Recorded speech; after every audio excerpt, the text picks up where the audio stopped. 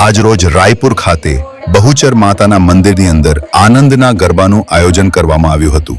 એમાં વૈશાલીબેન પંકજકુમાર પટેલ શિવ ફાર્મવાળા એ મોટો સહયોગ આપી ગ્રામજનો અને આજુબાજુના સગા સંબંધીઓ હાજરી આપી હતી। રિપોર્ટર ઉષા પટેલ, દહેગામ।